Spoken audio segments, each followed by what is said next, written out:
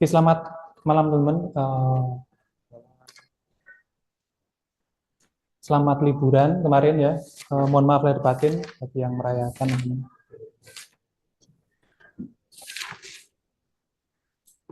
Kok agak ini ya, agak membingungkan ya. Nah, ini datang full lagi perhatiannya. Jadi akan sedikit berbeda ya, silakan.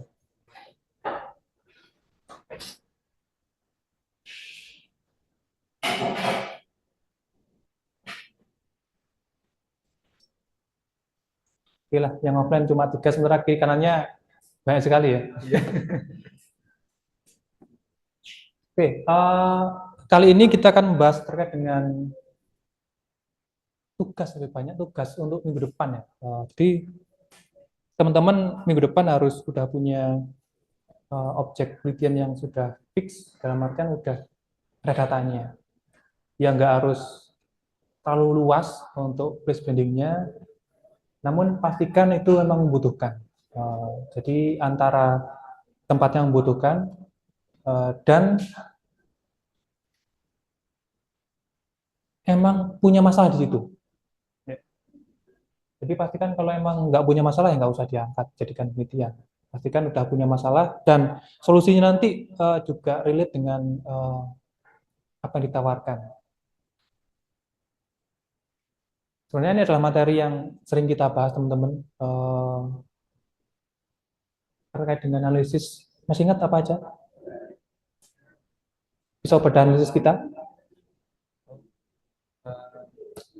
STP STP sama analisis SWOT. sama Analisis SWOT. SWOT. Oke. Jadi itu akan selalu kita gunakan sampai kita ngesantai nanti ya. Sebenarnya sama aja ya. Pokok bahasan di sini terkait dengan analisisnya sama dengan STP yang di semester lalu, yang mana kita tetap bahas STP kemudian SWOT, tapi ada perbedaan yang signifikan teman-teman terkait dengan target audiensnya ya. Kalau dulu di mata kuliah visual identity ya, targetnya lebih spesifik, range-nya juga tidak banyak, maksimal 10 tahun, tapi untuk place branding kan lebih luas. Jadi tidak bisa kita mentargetkan secara sempit, namun tetap kita bagi menjadi beberapa bagian untuk segmen ya. Yang kemudian nanti akan kita fokuskan pada segmen mana yang paling potensial untuk jadi target. Nah, jadi analisisnya dua ini, antara STP dan SWOT, itu wajib sekali kita tuliskan nanti di laporan yang nanti akan dalam berbentuk slide PPT ya. Jadi tidak ada laporan formal, cuma format PPT aja yang akan dipresentasikan di minggu depan bagi yang saya tunjuk ya. Jadi pastikan semua ada siap. Jadi pagi sebelum kelas kita dimulai akan saya umumkan siapa aja yang wajib presentasi di hari itu di minggu depan. Bagi yang belum presentasi akan membuat video presentasinya. Oke, kita ingat kembali ya? Atau masih ingat? Atau udah lupa? Ingat. Masih ingat? Garis besarnya. Garis besarnya aja. Oke. Yang online gimana? Masih ingat atau hampir lupa nih terkait dengan STP?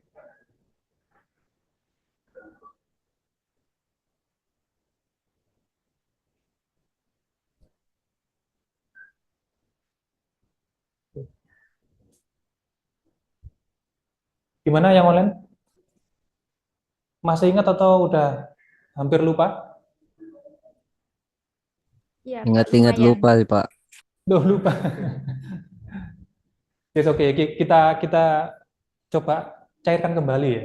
Kita ingat-ingat kembali apa itu STP dan gimana cara membuatnya atau memprosesnya ya, analisisnya. Di hetero STP ini sangat penting teman-teman. Sekali lagi saya sampaikan, ini sangat penting untuk keberlangsungan Anda ya, di ranah DKV. Karena yang mana teman-teman nanti jika berkarya atau membuat card design, pastikan kan udah di luar kepala ya terkait dengan STP ini. Yang mana card design harus memiliki fungsi. Ya. Nah, fungsi ini harus tepat dengan target audiensnya. Kalau ketika Anda mendesain, tapi tidak tepat, maka otomatis tidak akan berfungsi.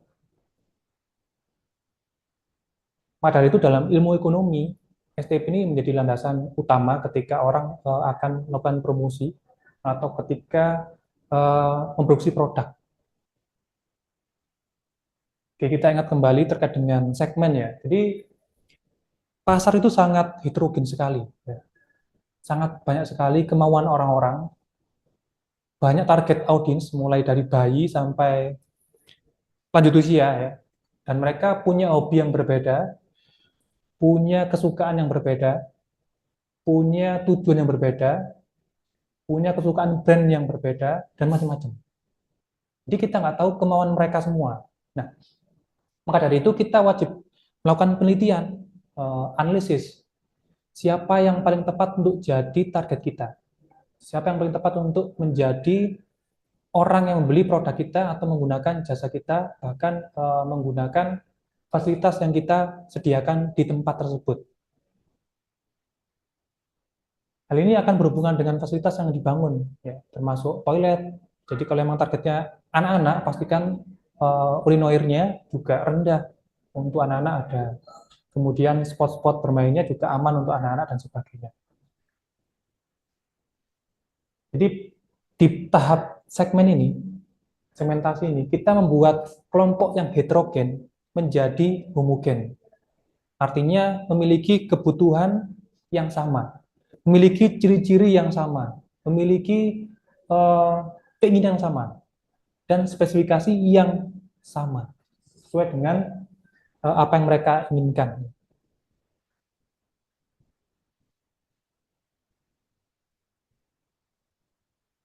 Ini dibagi menjadi beberapa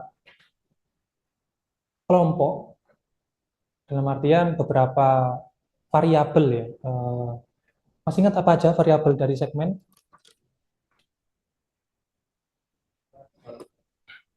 Demografis, Ya, geografis, psikografis, sama behavior.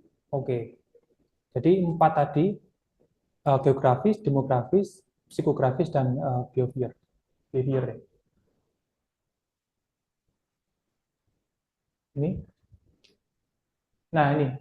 Uh, Masih ingat ini ya, slide ini ya, saya sampaikan di mata kuliah visual identity di semester lalu, yang mana 4 bagian ini tidak harus semua sebenarnya, tidak harus semua dikelompokkan dalam segmen nanti ke depannya. Namun beberapa hal ini sangat mendasari ketika kita menentukan segmen.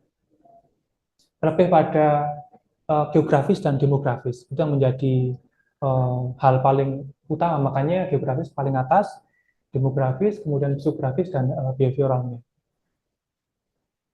Untuk geografis itu yang paling dominan adalah lokasi, kemudian iklimnya, tapi kita adalah place branding ya, kita harus mengutamakan geografis, termasuk lokasinya, kemudian iklim di tempat tersebut, kemudian waktu untuk jarak tempuhnya mungkin ya, untuk akses setiap wahananya atau setiap lokasi yang dituju, bisa dibilang sebagai distriknya, itu juga dipertimbangkan. Nah, semakin panjang lokasi setiap distrik atau setiap bagian, setiap destinasi membutuhkan perjalanan, membutuhkan waktu, dan aksesnya harus mudah. Misalkan kalau aksesnya target kita adalah orang balita, ya, pastikan di situ juga ada fasilitas yang bisa digunakan untuk mendorong troli balita, apa namanya itu? Ya, stroller. Stroller ya. Atau jika memang ditargetkan untuk lanjut usia, diwajibkan minimal ada marka kuning untuk blind, apa namanya itu, di trotoar biasanya ya, ya, atau jalan yang cukup baik untuk mendorong kursi roda. Nah, itu wajib difasilitasi jika memang targetnya membutuhkan spesifikasi khusus seperti itu. Area parkir juga dipertimbangkan, area disabel itu juga wajib. Makanya untuk geografis menjadi hal utama di place branding ya. Budaya juga menjadi hal yang paling penting di sini, dan bahasa. Kemudian demografis yang paling utama adalah umurnya. Jadi umur ini menjadi sangat dominan karena saat ini untuk tempat wisata yang paling dominan dan paling eh, potensial adalah remaja yang aktif di media sosial. Karena dengan adanya mereka datang ke sana, mereka akan melakukan selfie, kemudian mempost di Instagram dan media sosial lainnya sehingga menarik audiens lainnya eh, untuk datang ke sana. Itu sangat relate sekali dengan dunia digital saat ini ya. Makanya tidak heran jika ada tempat makan misalkan ya di Malang setelah direview oleh vlogger diunggah di internet langsung banyak berdatangan citizen lainnya, netizen lainnya untuk ke sana. Untuk psikografis ini adalah internal aspek sebenarnya, ya. Jadi kepribadian eh, orang tersebut yang ada dalam dirinya, termasuk kemauannya, bisa disebut sebagai feeling dan thinking. Jadi, feeling dan thinking maksudnya behavioralnya termasuk doingnya, apa yang kita lakukan. Jadi termasuk di eksternalnya, atau menggunakan produknya atau tanggapan terhadap produk. Mic-nya nggak terdengar, Pak. Mohon maaf, mikrofonnya kayaknya mati, Pak. Tes, bisa itu? Bisa dengar? Masih belum, Pak. Kecil banget. Mungkin pakai yang bilang tugas apa ya? Kalau gini, dengar. Sudah terdengar, Pak. Oke.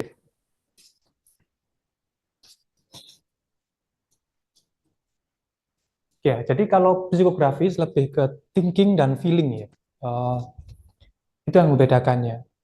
Sementara kalau behavioralnya lebih ke doing-nya. Apa yang mereka lakukan dari hasil feeling dan thinking-nya dalam sebuah atau tanggapan terhadap produknya. Ke depannya seperti itu. Jadi makanya di sini ada lifestyle gaya hidup mereka secara kepribadian, nilai ketika mereka memikirkan sesuatu, menilai sesuatu, produknya, tempatnya dan sebagainya, ketertarikan itu kan termasuk juga feeling ya. Kemudian personality. Kemudian kalau behavioralnya lebih ke doing-nya, penggunaan terhadap produknya, kemudian apakah dia setia apa enggak, kemudian pembeliannya bagaimana, kemudian tanggapan mereka ketika menggunakan produk tersebut seperti apa, dan itu akan juga mempengaruhi orang lain ketika mendapat respon. Makanya tidak heran jika ada orang yang setelah membeli produk dimintai video apa istilahnya, video tanggapan reviewnya ya, atau tanggapan penggunaan produk sekian bulan bagaimana. Nah, sebenarnya kalau segmen ini tidak dapat dilakukan secara instan ya, tidak dapat dilakukan sehari dua hari tidak, melainkan dilakukan secara berbulan-bulan, seharusnya gitu. Tapi sekarang kan dunia makin canggih ya, teman-teman boleh melakukan riset atau penelitian menggunakan data di internet. Misalkan kalau targetnya adalah emang remaja umur 25 tahun, cari aja di internet kebiasaan mereka apa, kesukaan mereka apa. Atau di Kota Malang misalkan ya, kira-kira remaja yang baru kuliah, mereka sukanya apa. Itu pasti kan udah jelas di internet, banyak sekali jurnal-jurnal yang meneliti itu. Oke, terkait tempat ini udah mulai ingat kembali atau gimana?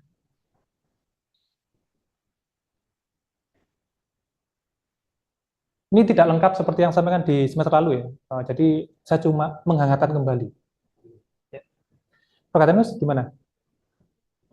Lumayan ingat. Oke.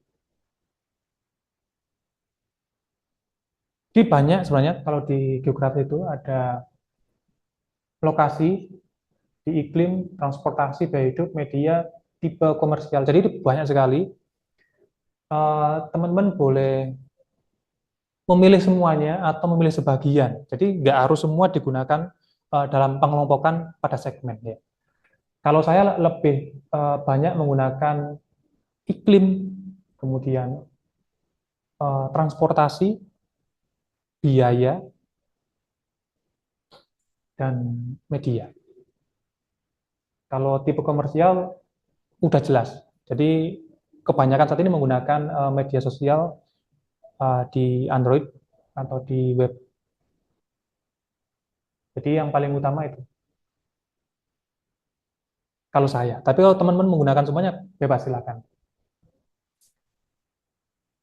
Ini contoh dari segmentasi geografis ya. Eh, dari geografis wilayah dan iklimnya. Dalam segmen kita wajib mengelompokkan menjadi beberapa kelompok, mau 3 kelompok, 5 kelompok, 6 kelompok, bebas ya. Yang penting kelompok tersebut sudah terukur dan terstruktur pembagiannya. Misalkan di sini contoh aja, ini bukan yang paten ya, tapi ini contoh aja. Kelompok satu adalah perkotaan di perumahan. Kelompok dua adalah perkotaan tapi perkampungan. Kan ada tuh. Ya. Kelompok tiga adalah kabupaten perumahan, juga ada. Dan kelompok empat adalah kabupaten perkampungan. Dan yang kelima adalah di luar area jangkauan yang kita tentukan. Ya. Kelompok satu, dataran rendah bersuhu panas. Kelompok dua, dataran sedang bersuhu panas. Kelompok tiga, dataran sedang bersuhu normal, jadi nggak terlalu panas dan dingin. Kelompok empat, dataran tinggi bersuhu dingin. Dan kelompok lima, dataran tinggi bersuhu ekstrim. Ekstrim di sini maksudnya berkabut, tidak pernah ada matahari seperti di Kampung Tengger ya. Ada yang pernah ke Tengger? Jadi di sana hampir jarang sekali matahari. Mungkin ada cuma jam 9 sampai jam 11 lebih 30. Setelah itu udah full kabut. Apalagi di desa Wonokitri ya.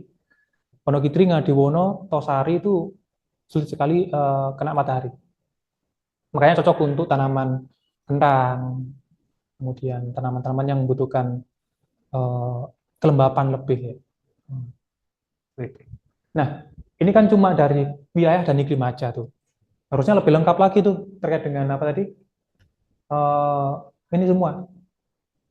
Jadi disebutkan juga medianya, transportasi di sana gimana? Apakah kendaraan pribadi, sepeda motor, atau ada angkutan umum dan sebagainya. Itu boleh juga disebutkan nanti ketika di tugas presentasi berikutnya ya. Tapi ini cuma contoh saja. Semakin banyak kelompoknya, semakin sulit nanti teman-teman akan menentukan targetnya. Tapi semakin enak ketika merancang konsepnya. Karena semakin spesifik, semakin enak. Tapi juga sulit, nanti akan sering melakukan repositioning dan retargeting ketika terlalu spesifik untuk base branding. Kecuali untuk brand produk ya, atau brand makanan yang kita teliti di semester lalu. Ya. Nah ini berbeda, karena adalah tempat yang mungkin akan bertahan lebih lama, dan segmennya juga harus lebih luas, ya. Itu juga perlu dipertimbangkan.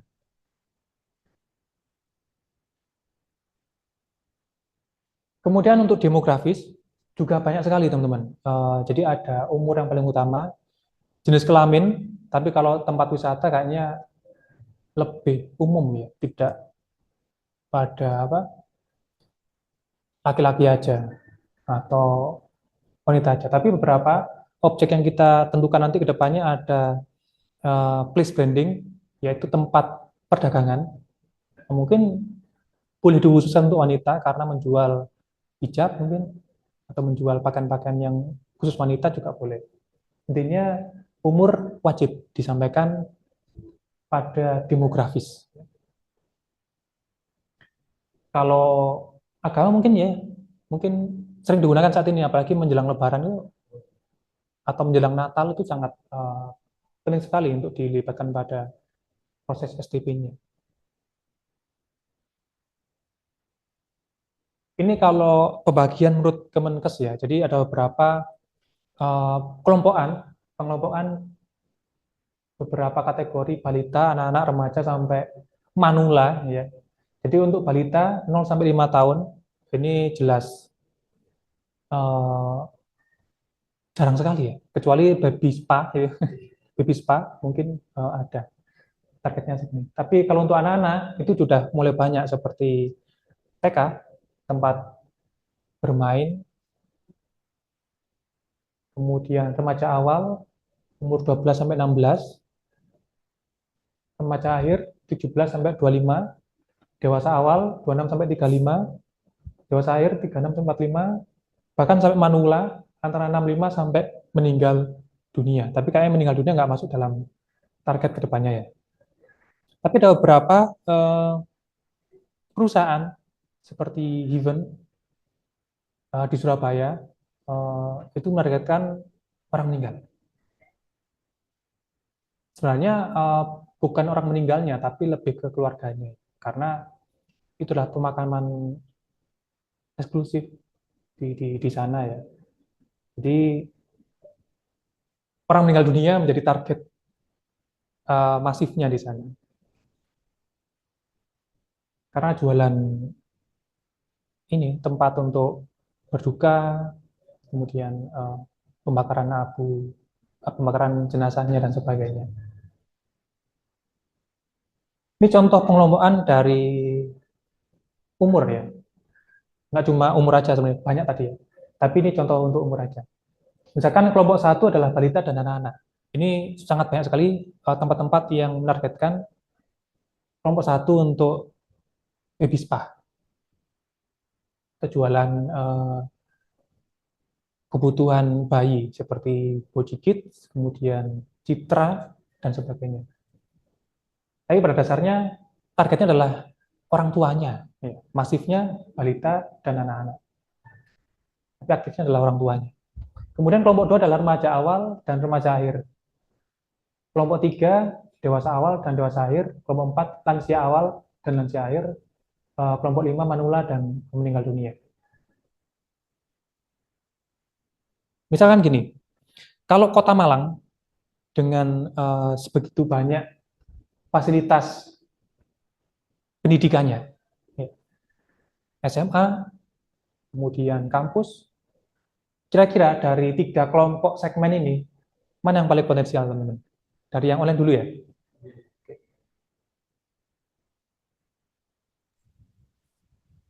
Kelompok dua. Kelompok dua. Kenapa kok kelompok dua? Umur-umur merantau gitu kan, awal-awal kerja, kuliah gitu. Oke. 17 tahun kerja? Atau masih Kuliah SMA? masih kayak SMA mau lanjut kuliah kan biasanya Oh, kayak oke. keluar kota gitu. Iya. 3645? Eh, enggak. Oke.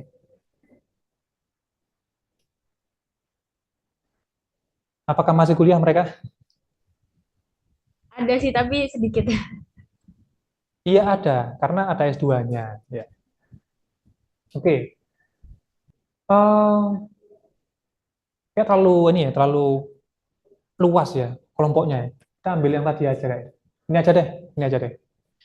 Misalkan nih ada perumahan dengan hunian yang modern, akses ke kota lebih cepat, dengan tempat kerja lebih dekat, kemudian harganya murah. Kira-kira kelompok mana yang paling potensial untuk jadi target? Kelompok 3, Pak. Kelompok tiga. Oke, karena umur 26 udah ada yang udah nikah ya, kemudian udah mulai mencari tempat tinggal dengan harga yang murah. Sampai 36, 45 pun masih cari yang murah. Kalau ada perumahan yang menawarkan dengan keamanan tinggi, akses kesehatannya juga cukup mudah dijangkau, kenyamanan terkait dengan kebisingan, harganya cukup mahal lah. Kira-kira umur berapa atau kelompok mana teman-teman? 4. Oke, 4. Jadi seperti itu orang-orang properti menjual. Jadi di sini kemarin siapa yang kerja di properti? Heeh. Oh gitu. Seperti ini juga jalannya. Belum tahu. Hmm. Mungkin ini Pak 3, 4 dan 5 sih. 4 dan 5. 3, 4 dan 5 sih Pak. 3, 4 dan 5. Oke. Iya, bisa jadi. Tapi kita butuh riset lagi ke depannya. Makanya teman-teman wajib melakukan riset secara detail ya untuk mengetahui mana kira-kira yang paling potensial untuk menggunakan produk yang Anda tawarkan. Ya.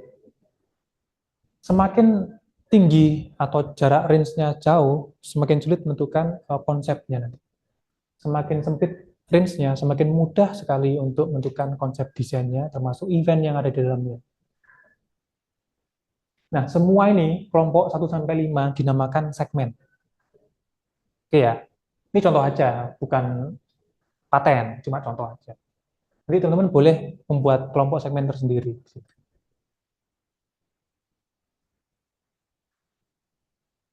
Nah, untuk psikografis, silakan dibaca kembali ya di materi yang semester lalu.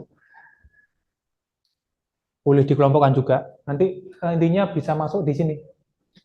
Contoh tabel segmennya seperti ini. Misalkan dibagi menjadi 3, ada kelompok 1, dituliskan semua geografis, demografis, geografis, sampai behavioralnya, sama sampai kelompok 3 juga dilengkapi semuanya.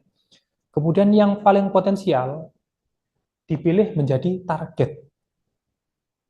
Oke.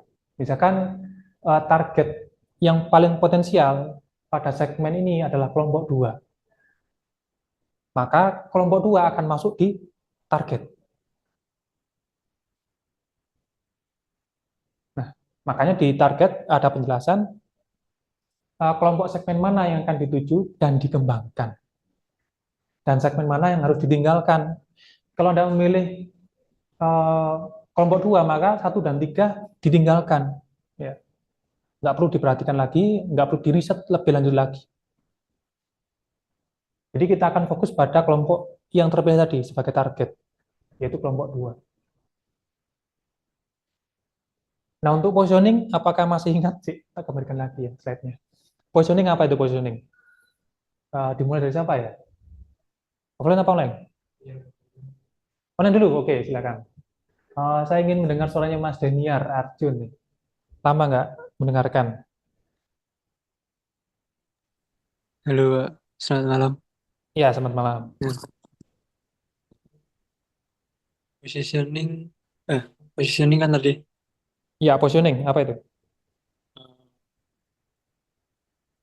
agar untuk membentuk citra yang ada pada benak atau pikiran mereka agar tertuju langsung kepada brandnya. Mungkin itu. Oke. Kalau di mata kuliah kita, positioning apa yang terhadap apa?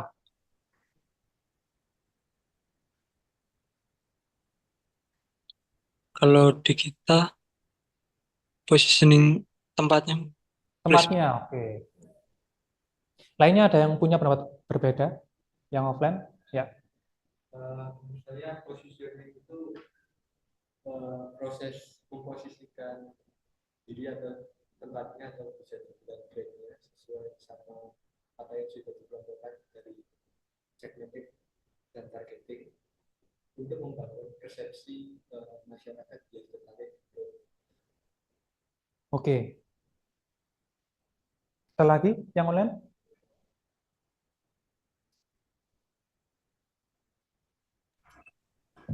Mungkin sebagai pembeda apa, dari produk yang lain seperti itu, positioning, penempatan brand tersebut dalam pasar. Iya. Iya, sebenarnya hampir sama dengan mata kuliah lalu ya, positioning ya. Namun di sini kita melibatkan storytelling yang mana itu membutuhkan copywriting yang tepat. Udah dapat bentuknya? Nggak ada ya? Oh, konversi ya. Oke, jadi eh, makanya dinamakan storytelling ya di judul materi tadi ya.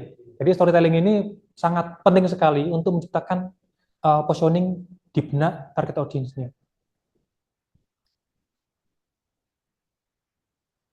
Jadi kita harus menciptakan citra yang positif tentunya ya, bukan yang negatif. Sebuah tempat ini kepada benak atau pikiran audiensnya.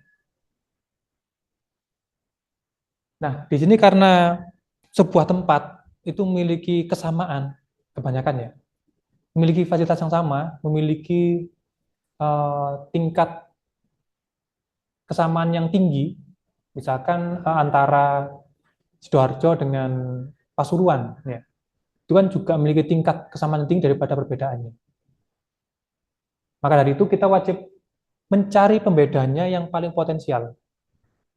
Apa yang beda antara Sidoarjo dan Pasuruan, misalkan? Itu juga harus dicari. Kira-kira ada yang tahu bedanya apa antara Sidoarjo dengan Pasuruan?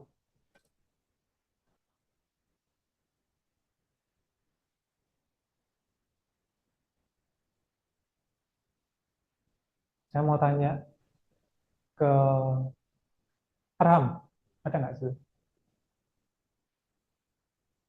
Halo Pak, ya. Ya, bedanya apa antara Sidoarjo dan Pasuruan terkait dengan potensi yang otentiknya?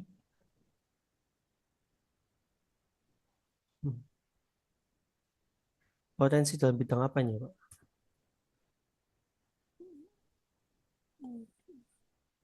Halo, bisa didengar? Halo? Iya, potensi dalam bidang apa ya Pak?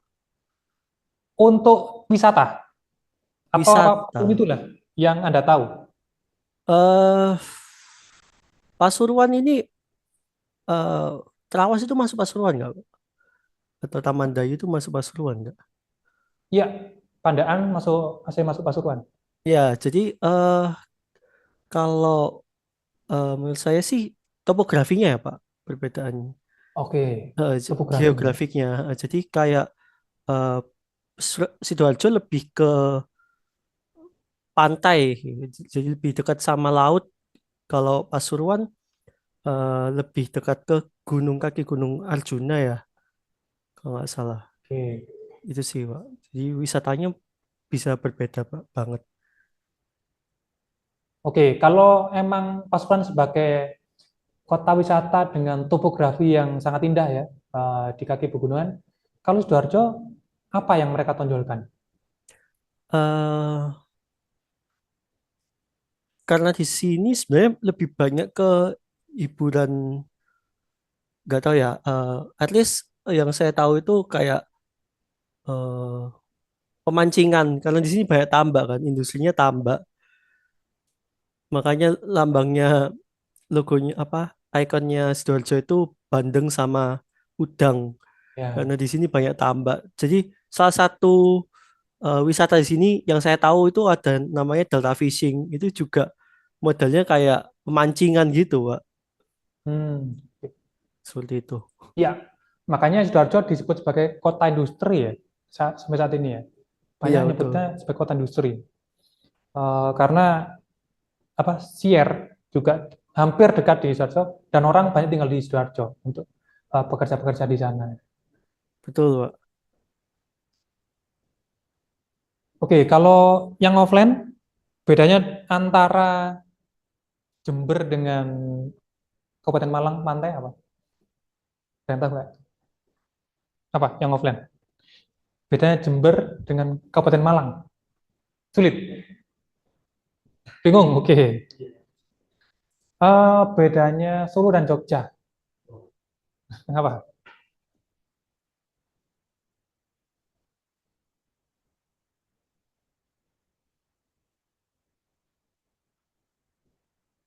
Saya kalau misalkan Solo itu identik dengan apa ya? Kan julukannya Spirit of Jawa. Ya.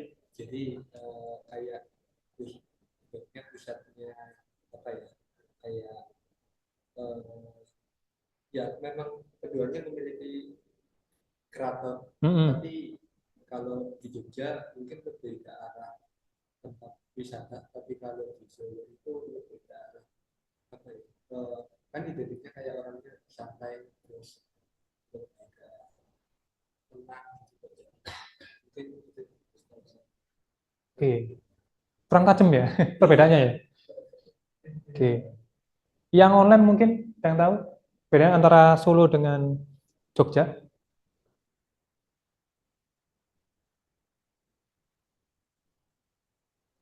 Untuk potensi wisatanya, mungkin saya ingin dengar dari Mbak Tri.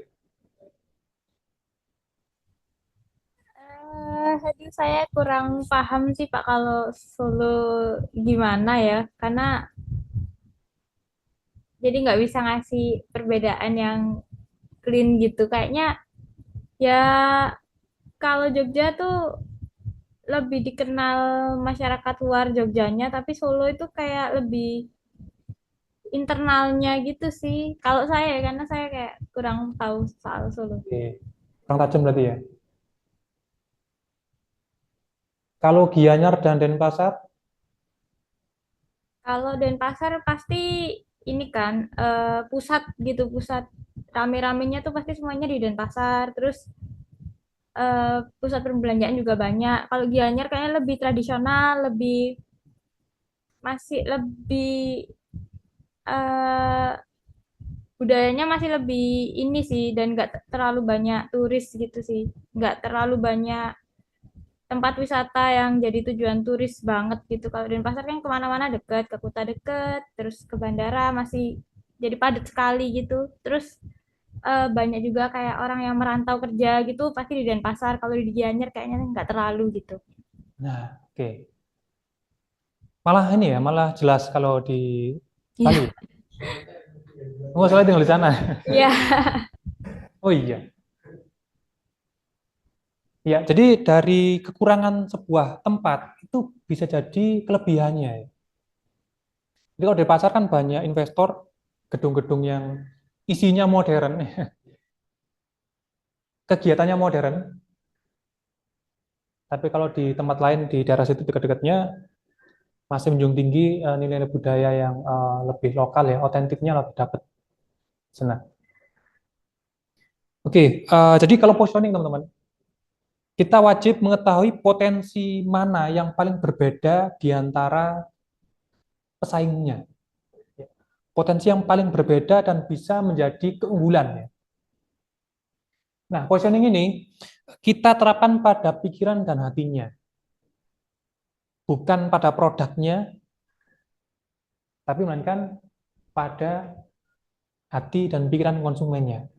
Nah, sementara produknya hanya medianya, ibarat media promosinya ya, hampir hampir seperti itu cara kerjanya untuk positioning. Melainkan ketika kita menuliskan positioning, kita wajib menuliskan narasi yang paling tepat di dalamnya. Makanya positioning cuma satu paragraf udah cukup, tidak terlalu banyak-banyak. Jadi hal apa yang akan kita tanamkan kepada benak mereka terkait dengan apa yang kita tawarkan. Misalkan kalau air mineral yang paling kuat di benak Anda apa? Aqua. Lainnya yang cewek-cewek mineral. Terus yang lain kemana? Ada Pure Life, ada Aquades, Cleo, ada Fiji, Club. Kemana mereka? Tertimbun di bawah karena kalah dengan positioning Aqua.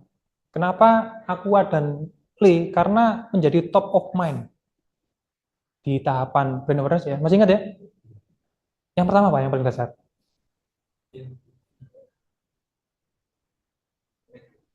Tuh. Segitiga brand awareness masih ingat? Lupa. Rokatinus? Udah lupa? Lupa. Yang online pasti ada yang ingat? Segitiga brand awareness? Mas Han mungkin? Agak lupa, Pak. Lupa. Oke. Oke, itu adalah pyramid of brand awareness ya. Jadi ada unaware of brand. Jadi orang nggak tahu apa. Melalui beberapa tahapan dilakukan media informasi, kemudian promosi sampai menjadi top of mind. Itu udah benar di luar kepala. Makanya ketika ada emak-emak ke warung ya, minimarket ya, sama Aqua, sama beli Aqua, dan diambilkan oleh penjualnya non Aqua, klub cuma beli dan lainnya, dan nggak protes. Karena top of mind air putih dalam kemasan ya Aqua itu. Makanya berhasil sekali. Sabun kesehatan antibakteri Dettol. Ya. Jadi langsung kuat. Susu steril Bear Brand langsung. Jadi mereka kuat sekali positioningnya di benak konsumen ya. Kecap Bangau. Kenapa demikian? Sama seperti yang saya pikirkan. Karena positioning mereka kuat di pikirannya melalui iklan dan di hati ketika merasakan produknya. Jadi bahasa yang tepat untuk digunakan ketika menuliskan positioning adalah bahasa-bahasa yang mengunggulkan produknya. Keunggulan produknya itu apa dibanding dengan produk lainnya.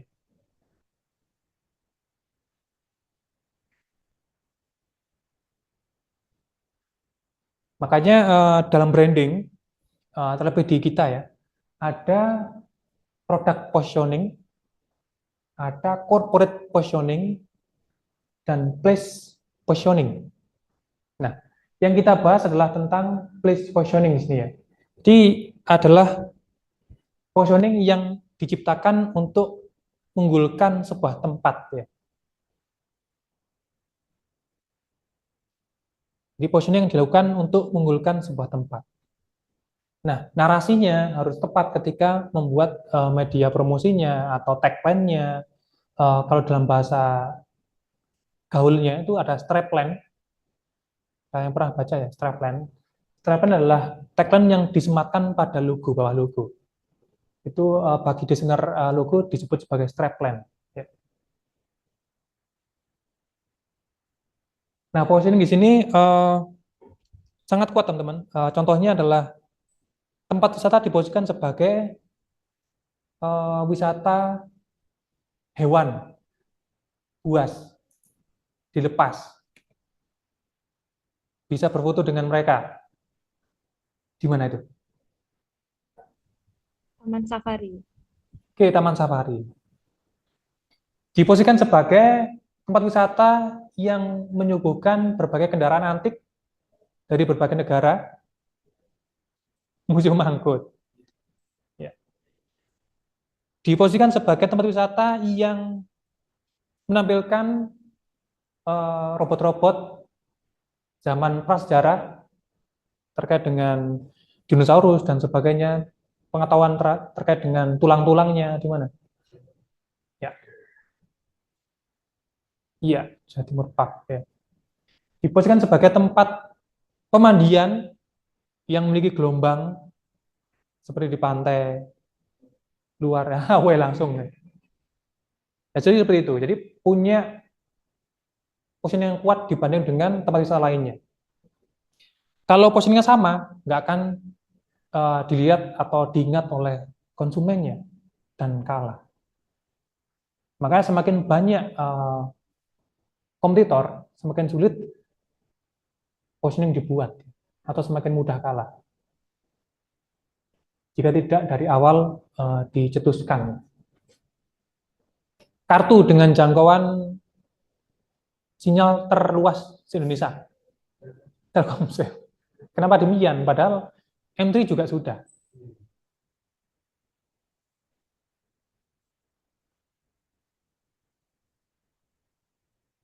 Internet dengan kecepatan tercepat di Malang.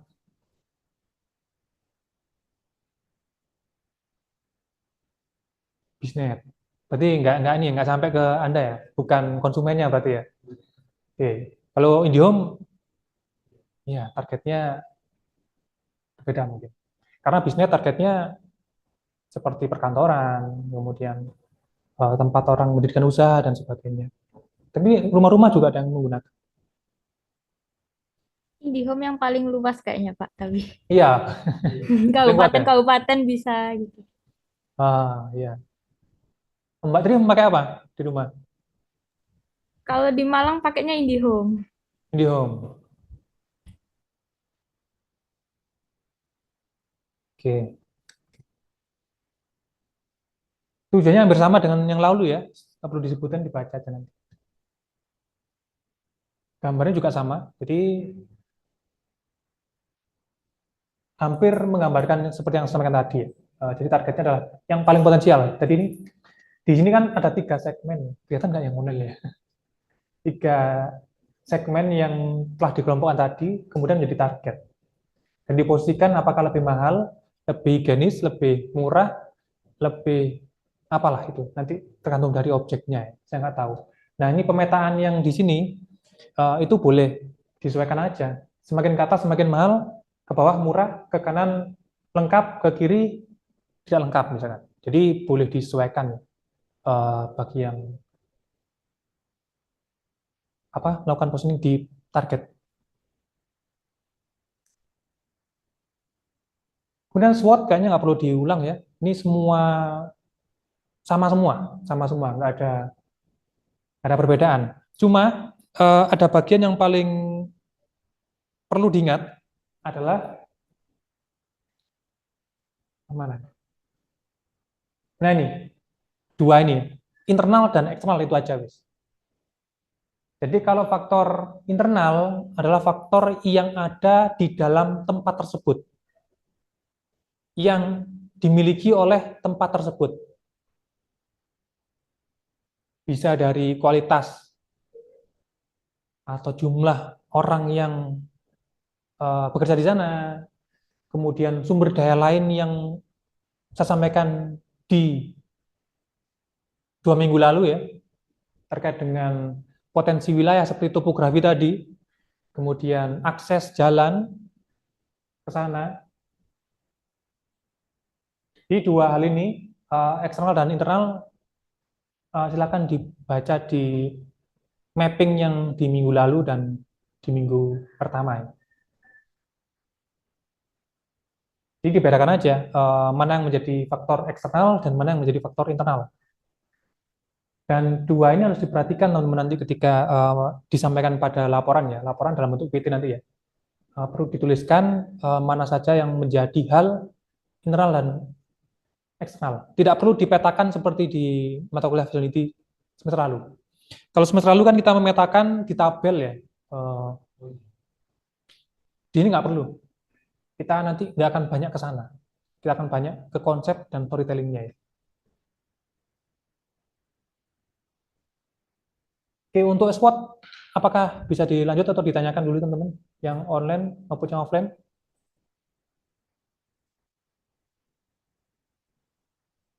Ya.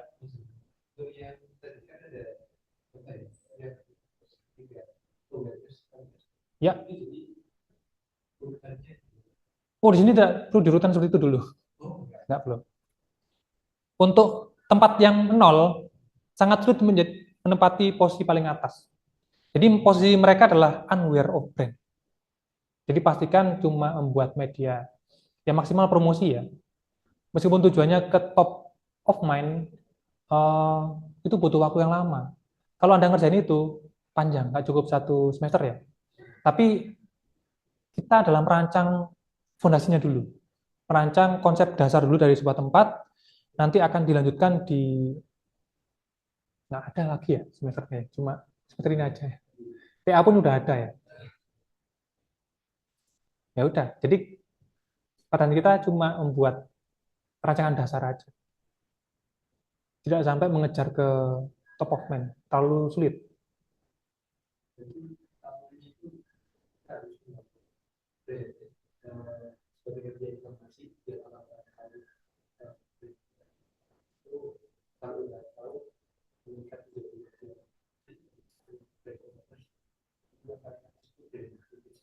top of mind. Enggak, ya kita nggak akan melalui itu. Itu di brand produk aja. Tapi untuk place branding, kalau mengarah ke sana membutuhkan waktu yang lama dan sangat rumit ke depannya.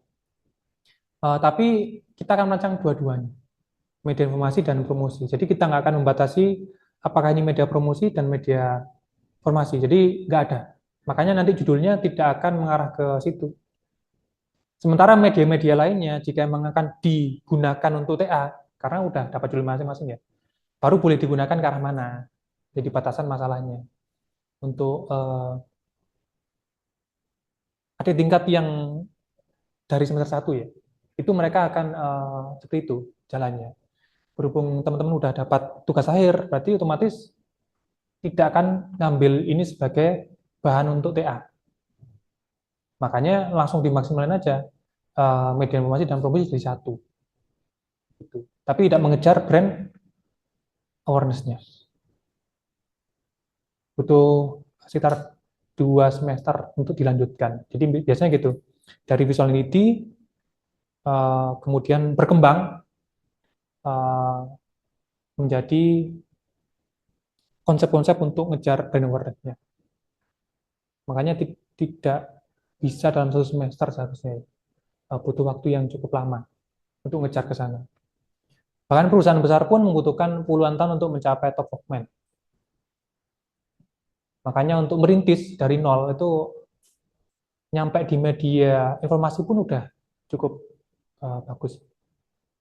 Tapi kita akan rancang dua-duanya, karena kita dirapel ya, dikejar waktu ya. Mau nggak mau kita harus rancang dua-duanya. Kalau di kelas reguler yang pagi ya, itu dibagi UTS, formasi, sampai promosi brand campaigns-nya atau brand activation-nya. Tapi kita langsung aja terobos semua dengan tahapan yang lebih simple dan cepat.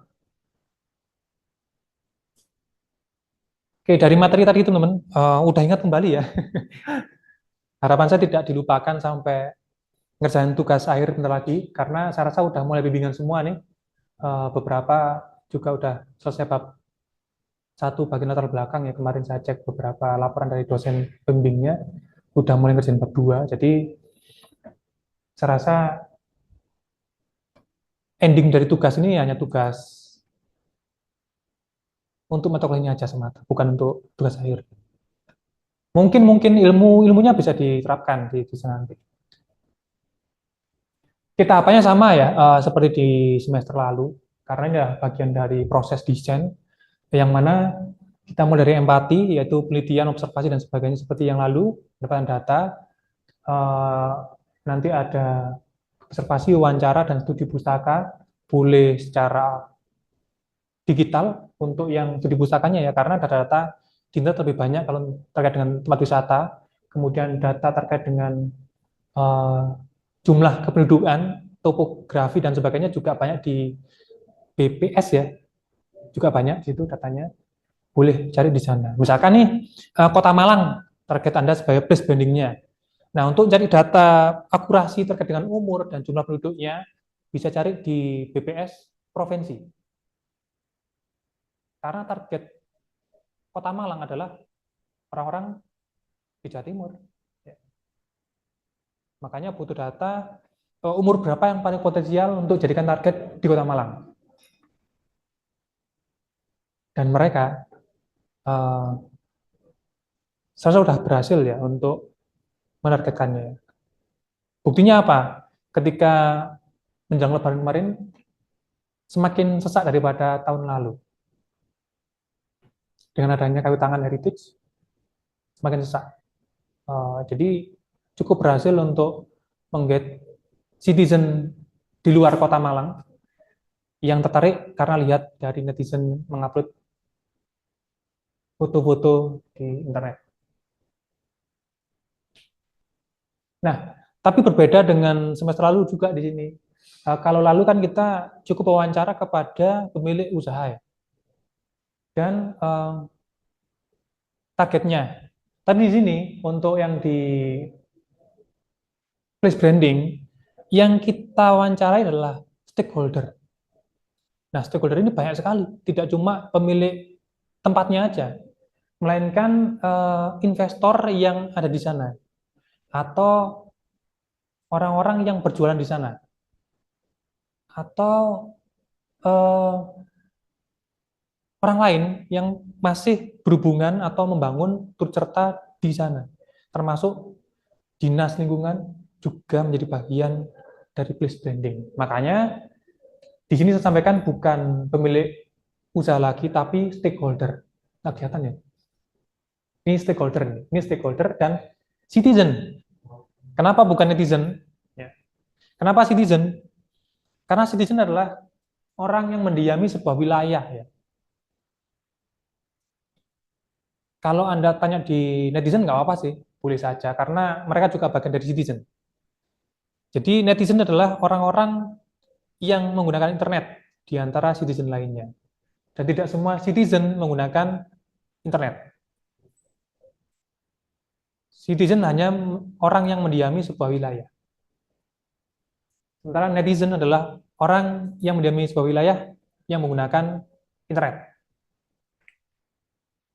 atau menggunakan media sosial. Nah, citizen di sini lebih luas. Kenapa saya tuliskan citizen? Karena Anda bisa tanya ke netizen, dan Anda juga bisa tanya ke orang-orang yang tidak menggunakan internet. Misalkan balita. Balita nggak bisa ya diwawancarai ya. Ya, anak-anak lah, anak umur 6 sampai 12 tahun kan mereka juga punya pendapat terkait dengan tempat wisata ya. Jadi beberapa waktu yang lalu saya baca dengan jurnal tempat jualan minuman yang dinamakan Mixue dan Momoyo dan apa itu ya jenisnya ya. Ternyata anak-anak tertarik bukan karena esnya yang utama, melainkan karena ada maskot di depannya. Ada maskot di logonya yang membuat anak tertarik untuk minta ke sana. Dan karena kemasannya dapat dibawa pulang dan dilihat teman-temannya. Itu yang membuat Mixue dan Momoyo itu laris di anak-anak. Sementara target masifnya adalah orang tuanya. Juga turut serta membeli esnya. Mau nggak mau, karena kepingin. Karena di menunya juga menawarkan menu yang lain, selain yang disukai anak-anak. Jadi seperti itu. Jadi tidak semua anak-anak menggunakan internet atau Instagram dan sejenisnya. Makanya saya bukan batasin, saya lebih luaskan citizen. Untuk sintesisnya, itu penulisan dari hasil empati. Masih ingat ini ya? Tapi di kita dituliskan dalam bentuk PowerPoint nanti ke depannya, bukan di laporan formal. Konsep desainnya nanti isinya brainstorming, boleh mind mapping juga, nggak apa-apa, silakan. Pastinya ada keyword di dalamnya, dan konsep untuk acara. Nah, luarannya ada banyak ya. Ini cuma sebagian aja saya sebutkan. Yang utama ada logo, itu wajib kayaknya. Wajib di orang di kafe ya. Kemudian event design, jadi teman-teman harus menciptakan sebuah acara di dalamnya agar tempat tersebut tidak mati. Masih ingat ya, minggu lalu saya sampaikan seperti di apa itu namanya? Hewan-hewan? Apa kemarin? Taman safari. Ya, taman safari. Setiap jam berapa ada kegiatan lumba-lumba loncat, kemudian burung terbang dan sebagainya. Itu hanya untuk mengaktifkan di sana agar orang ke sana itu tidak terasa mati. Di suasana hidup. Selalu ada kegiatan yang dilakukan di sana. Memberi makan hewan, kemudian menyaksikan berbagai pertunjukan di sana. Nah, itu juga wajib Anda buat di tempat-tempat yang akan Anda teliti berikutnya. Kemudian yang ketiga ada environmental juga boleh dirancang. Ya. Ini harusnya udah didapat di mata kuliah desain lingkungan, Anda nggak dapat ya. Jadi dapat? Enggak. Ya. Dia ada mata kuliah namanya desain lingkungan, mata kuliah pilihan, yang mana itu adalah mata kuliah yang tidak wajib ya karena pilihan. Nah, environmental graphic design di sini membahas tentang terkait dengan sound system, kemudian landmark sebuah tempat. Contohnya adalah landmarknya Citraland, selalu ada kudanya. Kemudian mural sebuah tempat, misalkan di kafe atau di tempat-tempat wisata lainnya. Kemudian ada video mapping yang terkenal di Indonesia adalah daerah Semarang, kemudian Jogja juga ada, termasuk Bandung paling banyak video mapping. Di Jakarta, di kota tua paling paling banyak ya. Siapa di Jakarta ini, teman-teman? Oh, enggak ada. Oke. Termasuk art and craft. Karena Anda nggak dapat mata kuliahnya, untuk kurikulum 224, mata kuliah art and craft dilebur. Ya. Diganti media branding. Dia Pak Andri ya. Di situ menyangkut banyak media yang bisa dikerjakan seharusnya gitu. Dan sebagainya. Banyak banget, termasuk new media. Dapat mata kuliahnya? Pak Sean? Ya, new media. Kemudian ambient ads juga di dalamnya ya. Itu juga boleh dikerjakan di sini teman-teman untuk mendukung place branding. Nah, kemudian ada tes. Tes ini kalau semester lalu kita mengadakan pameran ya. Jadi nggak semua terpilih karena kuota ya. Yang mana perwakilan dari eksekutif hanya ada satu kuota kemarin. Untuk place branding kebanyakan ada brand activation melalui event. Ya. Itu wajib ada. Publication itu wajib, media promosi, informasi. Campaigns itu juga ada, tapi nggak banyak ya. Jadi campaign ini biasanya di luar tempat ya, di luar tempat itu. Jadi harus keliling atau diadakan di tempat lain yang potensial. Tapi untuk place branding nggak banyak. Untuk mengetahui hasilnya, brand equity-nya harus terhitung semua. Ada dilakukan kuesioner akhir ya. Itu mengetahui seberapa besar potensi atau nilai-nilai yang udah dibangun tadi. Tapi kita nggak sampai sini kayaknya. Nggak sampai kuesioner. Cukup di publication aja. Campaign-nya cuma konsep aja jika ada tambahan. Tapi yang brand activation wajib ada konsepnya, teman-teman.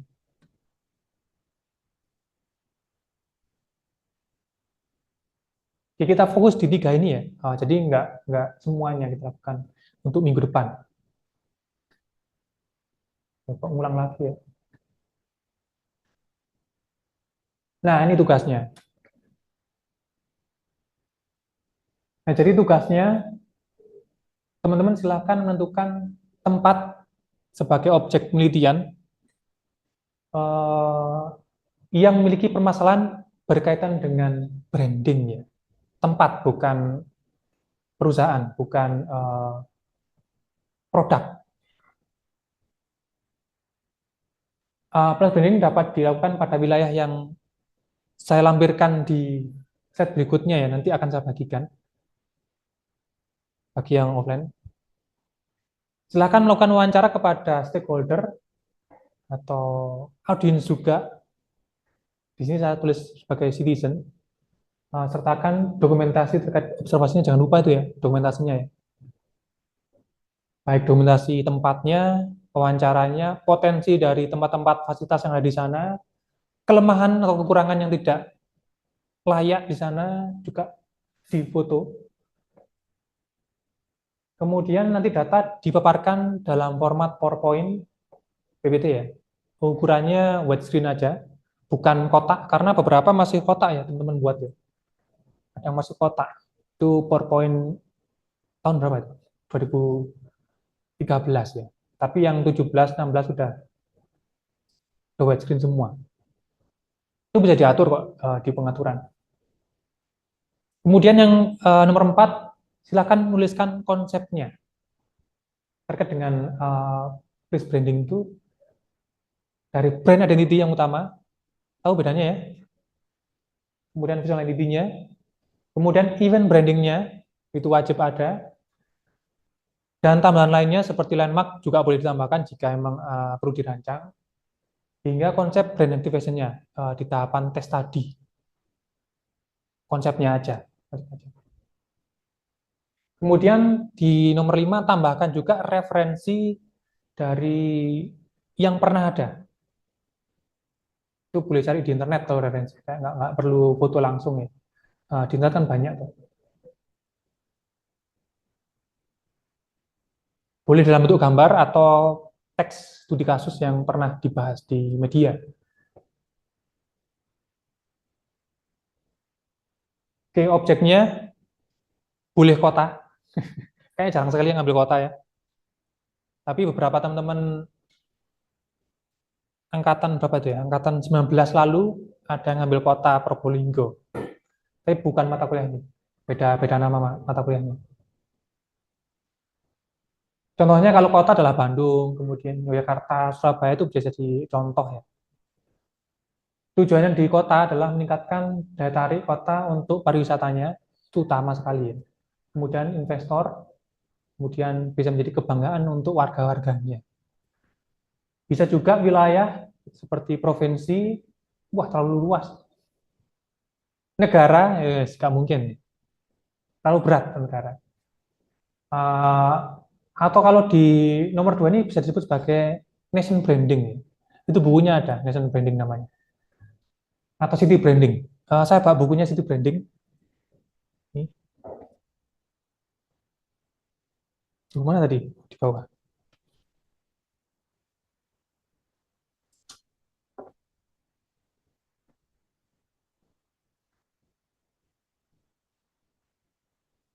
Kelihatan nggak teman-teman yang online nih? Nggak kelihatan ya, nanti tak share aja lah. City branding. Nah,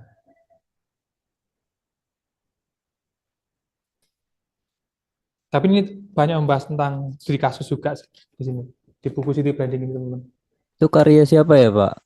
Ya, Dr. Andre Rahmanto. Oke, Tahu?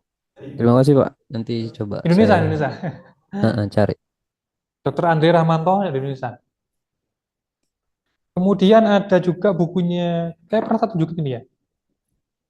Branding tempat, bukunya Rahmat Yananda dan Umi Salama. Ini paling sering digunakan ketika merancang city branding. Lebih luas nih, antara kota, kabupaten, dan provinsi. Oh, cukup berat.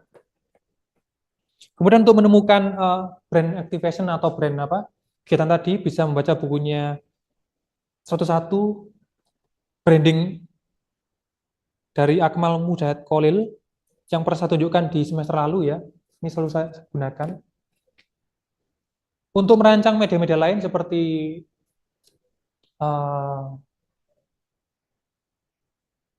environmental graphic design-nya bisa menggunakan bukunya Chris Kalori yang saya gunakan di mata kuliah desain lingkungan. Nanti saya share aja di grup ya. Saya fotokan buku-bukunya, nanti saya share. Tapi saya punya filenya. Nanti saya kirimkan juga. Ini saya nyetak sendiri. Ya saya nggak ngajarin untuk apa baca buku ya, tapi untuk bacaan pribadi aja. Kemudian yang ketiga ada destinasi wisata, seperti tempat wisata yang ada di Raja Ampat, Bromo. Ya. Bromo belum punya branding belum? BTW. Nggak punya. Nggak punya logo mereka. Nggak ada. Siapa yang mau ngerjain? Kan Bromo dibagi menjadi 4 wilayah. Malang, Probolinggo, Lumajang, dan Pasuruan. Bukan persetujuan seharusnya, tapi di bawah provinsi, karena nasional. Ya, yang berhak mengutuskan untuk sayembara logo provinsi, bukan kota atau kabupaten. Danau Toba juga bisa. Intinya kalau tempat wisata gini adalah menarik wisatawan, melalui citra-citra di tempat tersebut, fotografi tempat tersebut dan sebagainya ya. Kemudian desa atau kampung juga boleh. Dan ini jarang sekali orang mengangkat desa untuk dijadikan list branding. Atau kalau di luar negeri disebut sebagai village branding, bahkan di Bali pun udah dilaksanakan ini, banyak sekali ya di Bali ya. Untuk village branding ini, ada desa yang sangat bersih sekali, ada desa yang sangat magis sekali di Bali, banyak macam-macam. Kalau di Malang ada desa warna-warni, wilayah warna-warni, tahu ya, kampung warna-warni, itu kan juga termasuk perkampungan seharusnya. Tapi di branding sedemikian rupa oleh sponsor, oleh Wali Kota Malang ya, dan disponsori oleh Diko Fresh saat itu. Jadi saya sempat mendengarkan wacananya. Intinya di sana meningkatkan ekonomi lokal. Tapi apa kenyataannya? Ya udah berhenti sekarang. Karena apa? Karena nggak ada aktivitas di dalamnya. Nggak ada sama sekali. Nggak ada lomba, nggak ada pertunjukan, nggak ada apa-apa. Ya udah mati. Cuma menang saat itu juga. Apa rame saat itu aja. Sekarang udah sepi lagi. Kemudian tempat bersejarah, situs budaya, seperti Candi Borobudur, kemudian Kota Tua Jakarta, kemudian banyak sekali ya di Jawa Timur ini. Tujuannya apa? Untuk edukasi juga boleh. Kalau tempat apa nih sejarah ini, edukasi juga boleh. Kemudian institusi atau kawasan pendidikan, ini juga sangat-sangat diperbolehkan ya. Seperti Kota Pelajar Yogyakarta atau wilayah dengan banyak fasilitas pendidikannya juga boleh di branding. Kemudian ada zona ekonomi atau kawasan industri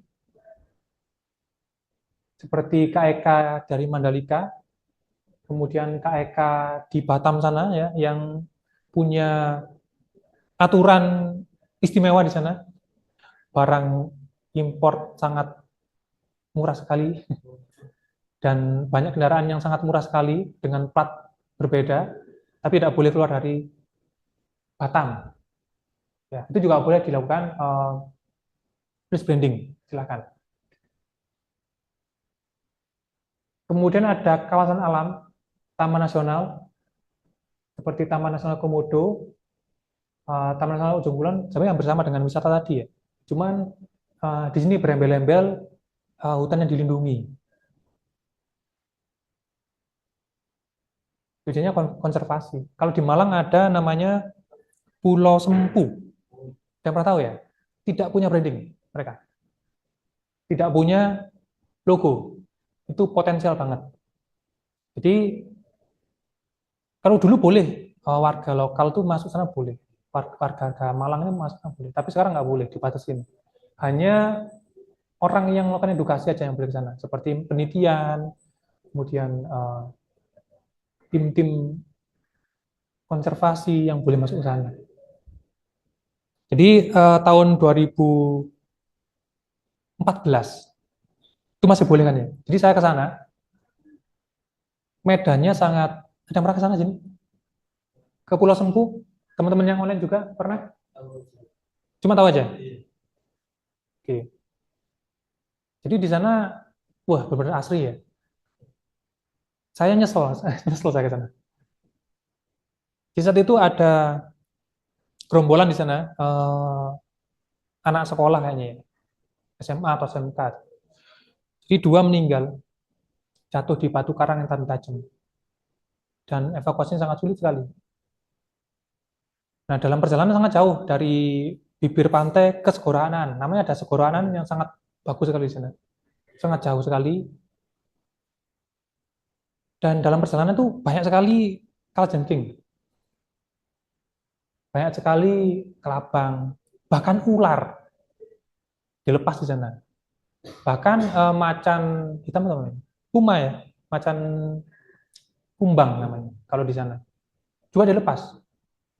bukan komodo, biawak banyak sekali. Satu itu kami nggak tahu, kita nggak tahu gitu loh. Setelah setelah pulang itu dan orang toko yang dititipkan motor tuh cerita, di sana banyak gini-gini, dan dia juga sempat menjumpai kaki dari macan kumbangnya. Dan banyak korban yang tidak diumumkan kematiannya di sana. Itu juga boleh dilakukan branding agar apa? Agar banyak balai-balai penelitian yang ke sana, melakukan penelitian di sana, dan sebagainya. Kemudian ruang publik juga boleh dilakukan place branding, teman-teman. Dipersilakan.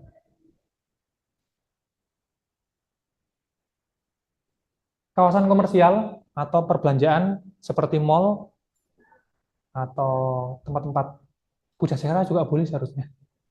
Pujasera.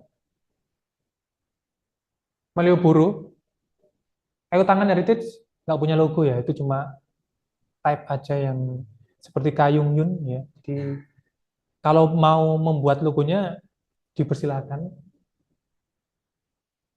Atau tempat wisata bunga apa kemarin namanya? Eh, Kampung Anggrek itu ada kemarin. Angkatan suku itu juga. Ya, Robi Andre itu sebagai tugas akhir juga. Itu lanjut lanjut terus sampai menciptakan brand awareness juga. Itu yang saya sebut. Nah, ini teman-teman. Jadi 10 ini bisa jadikan patokan ya untuk menentukan objek penelitiannya. Oke, dari 10 ini dan tugas tadi, apakah ada pertanyaan dari yang mana dulu? Online dulu. Halo Pak. Ya, Ini tempatnya kalau misalkan udah nggak aktif boleh nggak Pak? Kayak misalkan dia tuh ya sekarang nggak aktif gitu tempatnya, tapi dulunya bekasnya apa gitu. nggak aktif ini dalam artian udah tidak beroperasi. Jadi di sini tuh ada kayak pantai yang dulunya tuh kayak mau dibangun besar gitu, ada kayak bangunan-bangunannya, tapi tuh kayak mangkrak, terus jadi kayak nggak keurus, terus tuh jadi banyak yang kayak bekas bangunannya tuh banyak yang kayak di apa ya, grafiti-grafiti gitu loh. Tapi tuh sebenarnya tuh masih ada. Kalau dilihat di Google Map tuh ada kayak orang yang mau ke sana, orang yang ke sana dan kayak masih ditariin kayak tarif parkir, tarif masuk, padahal di situ nggak ada apa-apanya selain yang kayak grafiti-grafiti gitu. Tapi ya ada orang yang senang, ada orang yang karena kan nggak keurus kan, ada orang yang senang lihat grafitinya, tapi ada juga yang kayak kok tempat nggak keurus gini masih ditariin uang masuk gitu. Apa boleh? Boleh, dipersilakan. Tapi apakah melakukan rebranding atau bagaimana? Udah punya logo nggak sebelumnya? Kayaknya belum sih, kayak nama aja gitu. Oke, dipersilakan. Tadi memenuhi kriteria untuk dilakukan place branding. Bisa. Terus untuk yang diwawancara itu yang kayak stakeholdernya tuh kayak harus siapa ya Pak? Kayak orang yang jaga di situ aja tuh udah cukup atau harus kayak bener-bener nih dulu yang bangun tuh siapa gitu. Oke. Jadi yang utama kalau tempat ya, pantai itu pasti dinas lingkungan ya. Dinas pariwisata juga bisa. Atau orang yang terlibat di dalamnya. Bisa juga orang yang berjualan di sana. Yang punya usaha di sana ya. Yang punya hotel di sana. Punya penginapan di sana juga bisa. Baik, makasih Pak. Oke. Ya, Mau tanya, kalau misalkan taman bermain buat anak-anak itu termasuk yang ruang publik ya? ya. Ya itu. Nah, untuk apa kayak wawancaranya itu ada batasan minimal orangnya. Oke, kalau minimal nggak ada. Yang penting ada narasumbernya. Oh, Dan pastikan narasumber tersebut relevan dengan objeknya, tempatnya. Kalau memang narasumbernya bukan pemiliknya atau nggak berkaitan langsung kan nggak bisa. Jadi narasumber ini harus tahu entah minimal dari terbentuknya gimana ya. Intinya yang punya wewenang untuk mengelola itulah. Juga bisa wawancara kepada penjual di sekitarnya, toko-toko di sekitar. Itu juga bisa. Rencana di mana? mungkin di Solo Jogja ada namanya Taman Jogja. Itu bangunan baik, tapi di sekitarnya ada kayak tujuannya sih biar orang-orang tuanya itu juga nggak cuma mengantarkan anaknya untuk bermain, tapi juga bisa menikmati kuliner yang ada di sini. Tapi makin ke sini saya lihat kayaknya pertama kemasannya belum punya logo, terus masih apa ya, belum dikenal secara luas karena bisa dibilang lumayan baru kan, Baru. 2012 tuh kayak gitu. Oke. Berarti semacam Pujasera ya? Sama nggak seperti yang di sini, Jalan Bungur, Jalan Kembar Bungur sini. Ada namanya Taman Al-Fatih. Ya, Al-Fatih. Sama namanya. Sama. Sama kayak hampir mirip kayak yang di daerah mana ya? Kalau ke arah Samaan. Iya itu, Jalan Bungur itu. Iya. Ya, boleh silakan. Ya. Jadi banyak stakeholder di situ ya. Semua bisa jadi narasumber. Oke. Lainnya? Ya. Mungkin mau tanya Pak. Oke. Siapa dulu nih? Oh ya. Aja. Oh, gantian gitu nanti ya. Oke. Gimana, Mas? Oh, siapa dulu Pak? Saya apa gimana?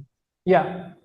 Oh ini saya dapat gambarannya ini sepertinya mau mengambil flash branding untuk salah satu stadion di Kota Malang, Pak. Salah satu yaitu Kanjuruhan. Tapi kan untuk saat ini masih ada polemik yang berkepanjangan. Nah, kalau dari dulunya itu memang belum ada flash brandingnya sebelum ada konflik yang kemarin ada tragedi itu.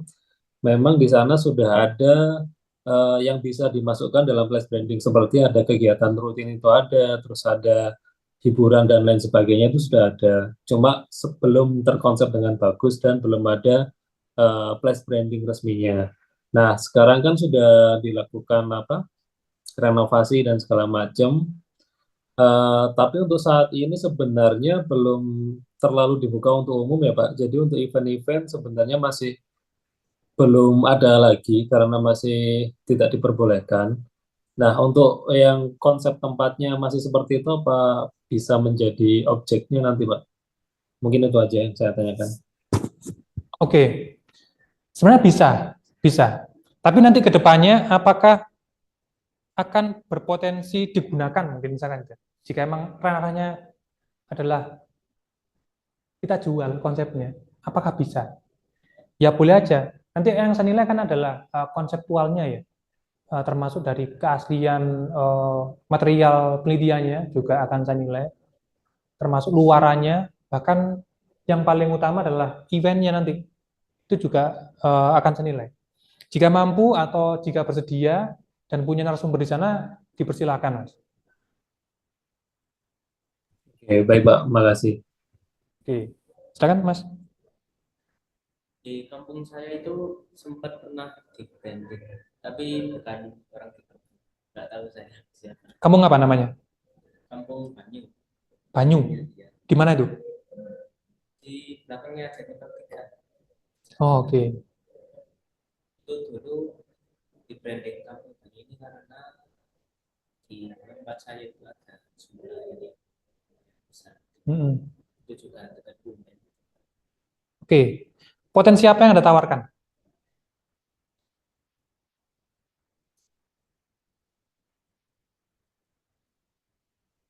Event apa yang akan ada rancang di sana?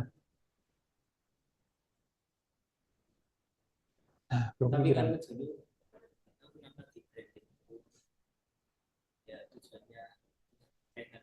Oke. Itu menghabiskan dana desa. Jadi ada namanya PNM ya, tahu ya? PNM. Atau apa istilahnya itu? Banyak, bermacam-macam pokoknya.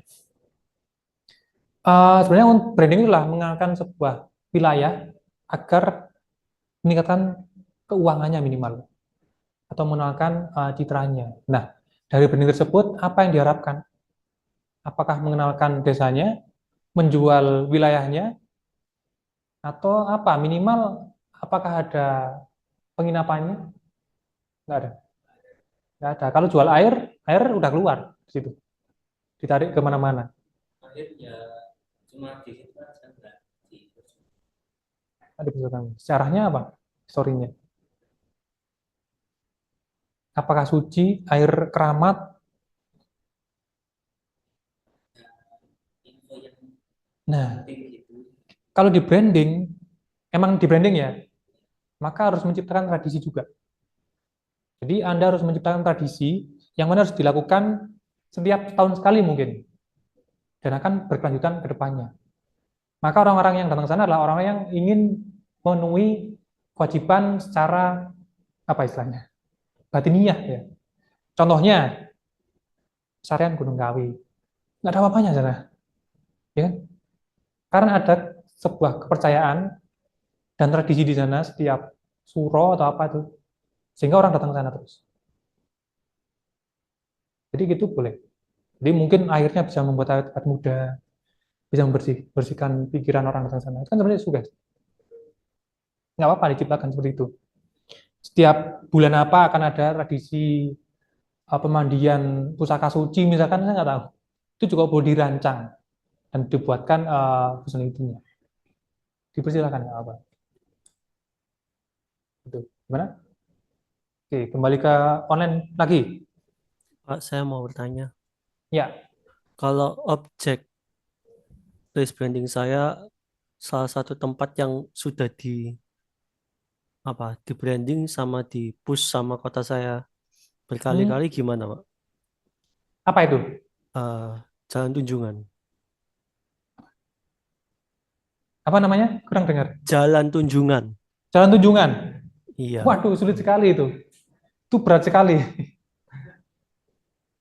Jadi impact-nya akan sedikit ya. Ada yang lain nggak? Kota Lama. Kota lama mana? Surabaya. Surabaya. Iya, itu masih tergolong baru kan, Pak? Baru Iya. luncurin tahun kemarin, pertengahan tahun kemarin. Itu bukannya hampir sama dengan Kayu Tangan ya? Oh enggak, itu lebih kecil sih, Pak. Kalau kayak tangan kan dia jalan panjang gitu kan. Ya. Kalau dia itu cuman sebenarnya area pusatnya itu yang kalau Bapak tahu dulu Plaza Jembatan Merah, Ya.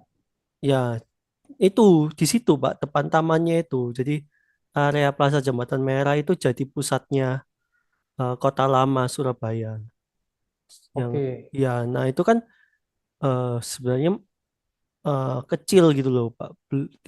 Tidak wow yang dibayangkan. Apalagi kalau misalnya dibandingkan sama Kota Lama Semarang lah, saya yang sering ke sana itu area komersilnya aja hampir nggak ada di sana karena gedung-gedung sebelahnya itu antara gedung yang terbengkalai atau dipakai kantor, masih aktif sebagai kantor. Jadi tidak bisa diisi sama apa kayak kafe atau makan-makanan yang menarik pengunjung kayak di Jalan Tunjungan. Kalau Jalan Tunjungan kan gedung-gedung lamanya kan jadiin kafe-kafe gitu sih. Iya, nanti wawancaranya ke siapa? Pemkot. Yes, susah sih. Mungkin ke Nah, ke pengunjung sih, Pak. ke pengunjung itu sebagai citizen-nya, stakeholder-nya, Iya sih, stakeholder-nya yang nggak ada. kalau ada yang kenal nggak apa-apa, dipersilakan. Nggak ada sih, Pak. Nah, atau pusat perbelanjaan seperti yang diangkat Mas Nanda juga bisa. Di Surabaya kan banyak tuh, seperti Pujasera yang belum punya brand ya, itu juga boleh dibuatkan place brandingnya. Saya pikir lagi deh, Pak. Berarti, Pak. Ya. Terima kasih. Ya. Oke, yang offline lagi, Rokatianus, aman? Oke, online lagi, ada lagi? Mas Faik, nggak pernah ada suara kali ini? Eh, kalau saya mau angkat ini, maaf ya Pak, kameranya nih bermasalah tadi, kaku Iya. gini. Ini mau angkat wisata renang bisa ya Pak? Di mana itu? Di Sukabumi. Jadi di sini udah mulai jarang sih mungkin ya. Eh, untuk saat ini sih saya belum cek lagi tempatnya ya. Cuman dia kan lingkungan industri tapi orang-orang mainnya ke Bogor karena perbatasan Sukabumi Bogor. Jadi apa ya agak kurang apa kurang banyak yang datang ke situ lagi sih gitu. Oke, berarti udah pernah ramai seperti yang apa tadi? Siapa tadi? Oh, sangat ini sih Pak, ada tamannya gitu bagus. Jadi untuk foto-foto tuh masih bagus sih. Oke. Alamnya kayak dia di lereng gitu Pak lokasinya. Lereng kayak gunung gitu, cuman diubah jadi kayak taman-taman dan ada kolam renangnya. Iya, boleh. Oke Eh, Pak. namanya apa namanya? Namanya Taman Angsa Pak. Menangsa. Ya, dipersilakan ya. Ya cukup ikonik sih Pak dari dia punya patung angsa gitu di depan dan ya mungkin nanti saya cek dulu ya Pak. Soalnya udah lama sekali saya nggak ke situ lagi. Lewat doang karena di apa ya di tengah-tengah jalan raya gitu masuknya. Ya, nanti saya lihat dulu di minggu depan ya. Baik Pak, terima kasih. Oke, ada lagi teman-teman?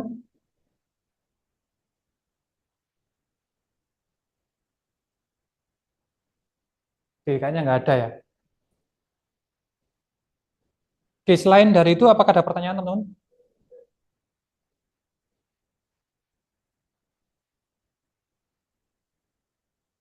Ada. Kalau misalnya ada pertanyaan, ya dari kan saya Oke, kalau ada pertanyaan silakan ditanyakan di grup ya teman-teman ya. Untuk materinya jangan lupa ya. Materinya bukan bukunya bisa dicari di mana? Di internet. Untuk yang ini nanti saya kirim software-nya. Tapi yang lainnya nggak ada, saya nggak punya software-nya. Semuanya harus cari secara fisik ya, di Shopee atau di Google Books. Sih, bentar ya. Tak keluar dulu.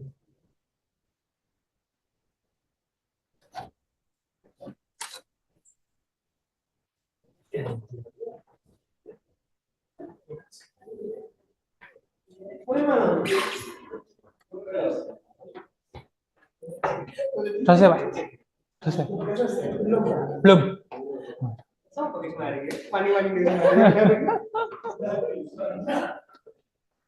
Kuliah.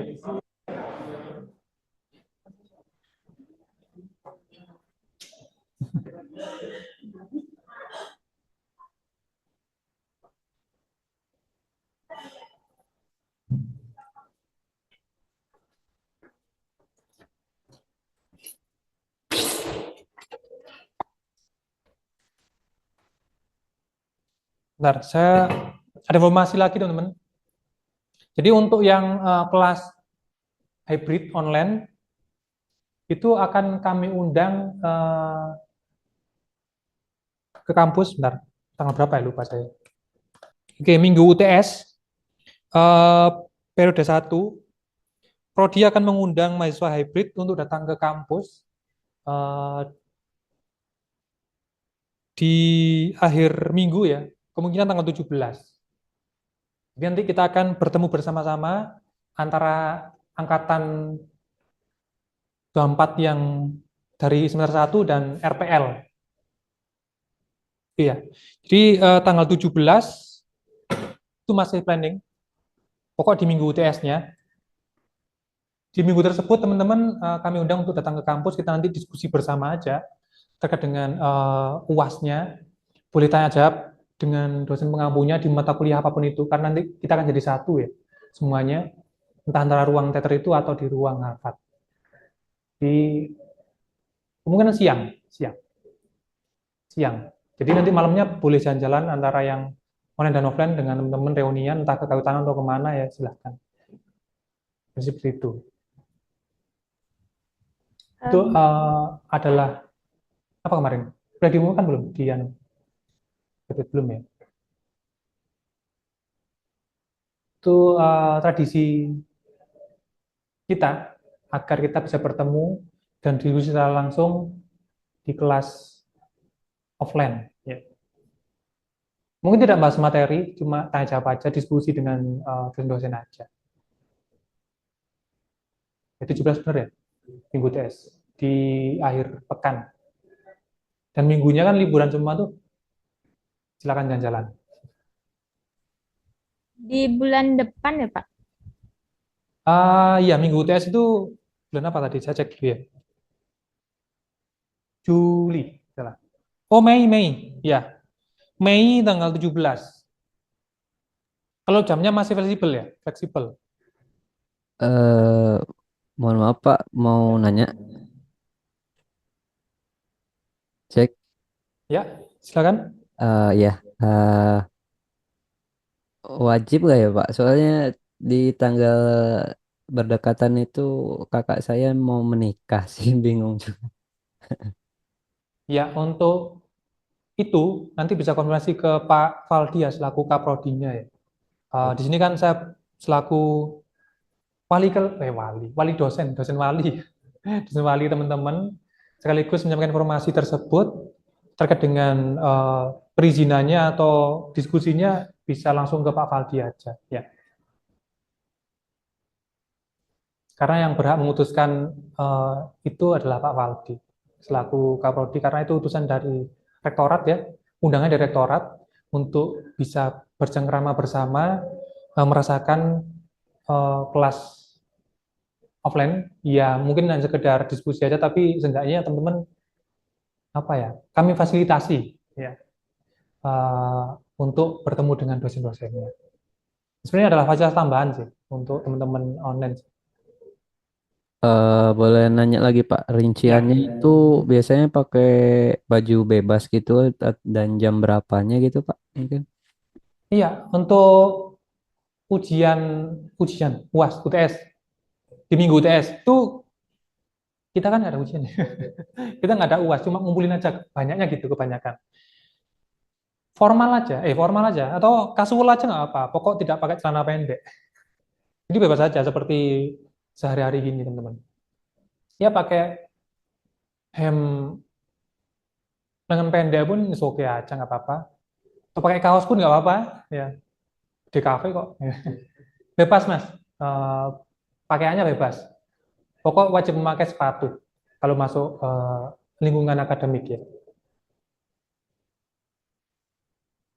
Oh, baik Pak. Mungkin nanti ada surat ininya ya Pak, surat undangannya gitu. Iya ada Heeh. mendekati minggu TS nanti ya entah di pertemuan ke 5 nanti akan ada surat resmi dari kampus yang diberikan kepada teman-teman semua.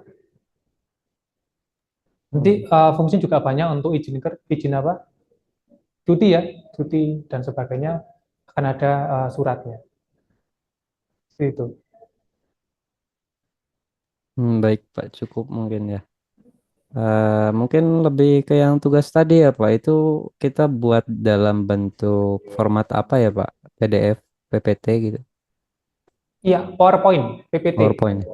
Ya. Oke. Nanti minggu depan paginya akan saya umumkan siapa dulu yang akan presentasi. Begitu.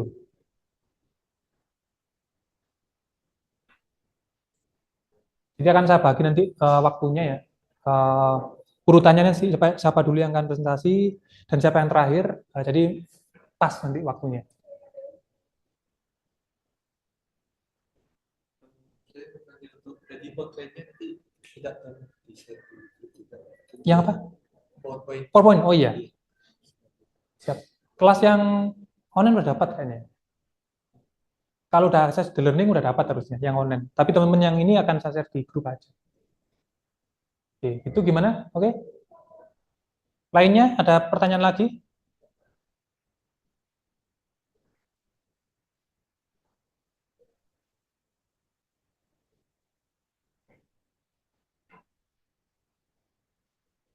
Wah, Wah, kayaknya Mas Ram udah mulai pusing. Pusing mikirin place-nya, Bro. Wah, mikirin place-nya. Oke lah, bagus kalau begitu. Oke, kalau nggak ada nanti silakan ditanyakan di grup aja teman-teman ya. Jadi pastikan Anda juga bimbingan seminar karena nanti akan ujian di akhir semester. Udah kami jadwalkan tapi belum kami publikasikan. Minimal ada 8-10 ya kemarin ya. 10 kali bimbingan ya. 10 ya. 10 bimbingan. Jadi silahkan dimaksimalkan ya. Jadi tidak peduli antara periode 1 atau 2, itu bebas. Silakan mulai sekarang sampai akhir periode 2 dipersilakan. Gitu ya. Utamakan latar belakang. Kemudian bab 2 kayaknya mudah sekali ya. Mudah sekali. Bab 3 cuma bagian konsep aja. Sampai konsep aja. 3.3. Enggak ada. 3.3 adalah konsep. 3.1 kan deskripsi produk. 3.2 adalah analisis target audience. Ya, 3.3 adalah konsep. Udah. Itu yang akan diujikan ketika seminar. Bab 2 banyak sekali di perpus. Silakan cari atau yang online nanti akan saya berikan contohnya. Akan saya share di drive, nanti saya bagian di grup itu ya. Begitu. Apa ada pertanyaan lagi teman-teman? Sebelum saya akhiri.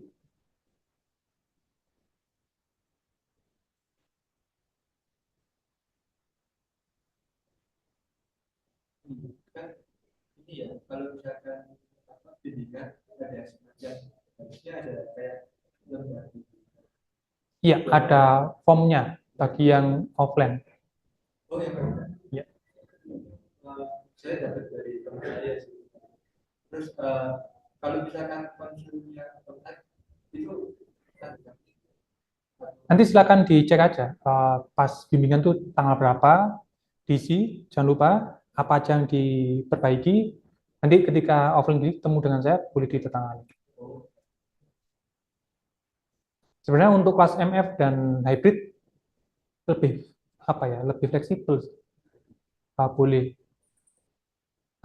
nyusul tantangannya boleh. Yang penting bimbingan. Oke, ada lagi? Nggak ada. Oke.